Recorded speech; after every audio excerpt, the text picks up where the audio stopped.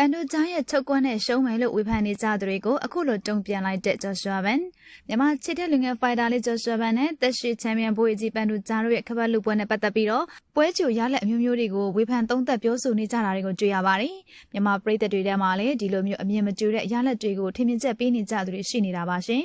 ဒီဖိုင်တာနှစ်ယောက်မှာအရေးချင်းတွေကိုစီရှိနေကြတာကိုလည်းပရိသတ်တို့အားလုံးအသိပါပဲနော်ပန်ဒူဂျာက flyweight တန်းရဲ့ချန်ပီယံခပတ်ကိုအကြိမ်ပေါင်းများစွာကောက်ကွဲထားနိုင်တဲ့တက်ရှိချန်ပီယံတယောက်လို့တောင်ပြောရမှာပါဒါကြောင့်သူ့အနေနဲ့အတွေ့အကြုံတွေကလည်းများပြားနေပါပြီ။ဘန်ဒူဂျာ MMA စတင်ထိုးသက်တဲ့အချိန်မှာဂျိုရှွာဘန်ကအသက်6နှစ်ကလေးအရွယ်သားရှိသေးတာပဲဖြစ်ပါတယ်။ဒီလိုကွာဟမှုတွေနဲ့တစ်ဖက်ကကျမတို့ရဲ့ချင်းဖိုင်တာလေးဂျိုရှွာဘန်ကတော့ဘန်ဒူဂျာလောက်ပွဲအတွေ့အကြုံမရှိဘူးဆိုတာကတော့မှန်ပါတယ်။ဒါပေမဲ့ဒီလူငယ်လေးကတော့တက်လူတယောက်ဖြစ်တယ်လို့ချန်ပီယံခပတ်စားလောင်နေတဲ့ဖိုင်တာတယောက်ပါမြန်မာကိုကမ္ဘာကတက်အောင်ကြိုးစားနေတယ်လို့ချန်ပီယံခပတ်ပိုင်ရှင်ဖြစ်ဖို့အတွက်ကတော့သူ့ရဲ့ပြင်ပြတဲ့ရည်မှန်းချက်တစ်ခုပါပဲဒါကြောင့်ဒီပွဲကဝိုင်းဖိုင်တာနဲ့သွေးသစ်ချန်ပီယံခပတ်စားလောင်နေတဲ့ဖိုင်တာတို့ထိတ်ထိတ်တွေးတဲ့ပွဲလူတောင်မှတင်စားရမှာဖြစ်ပါတယ်ဒီလိုစိတ်ဝင်စားဖွယ်ကောင်းတဲ့ဖိုင်တာနှစ်ယောက်ရဲ့ပွဲစဉ်နဲ့ပတ်သက်ပြီးတော့ကျွမ်းကျင်ကြသူတွေကလည်းရလက်ကိုဝေဖန်သုံးသပ်ထားကြတာတွေကိုတွေ့ရပါတယ်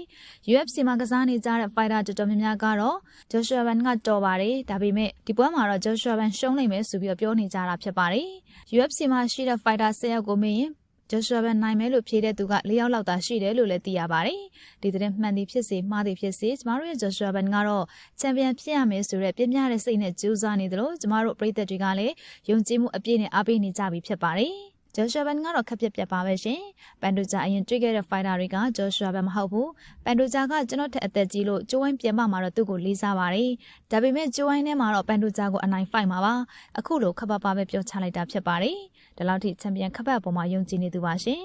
ဒီပွဲမှာပန်ဒူဂျာကိုသာအနိုင်ယူနိုင်ခဲ့မယ်ဆိုရင်ဂျိုရှွာဘန်က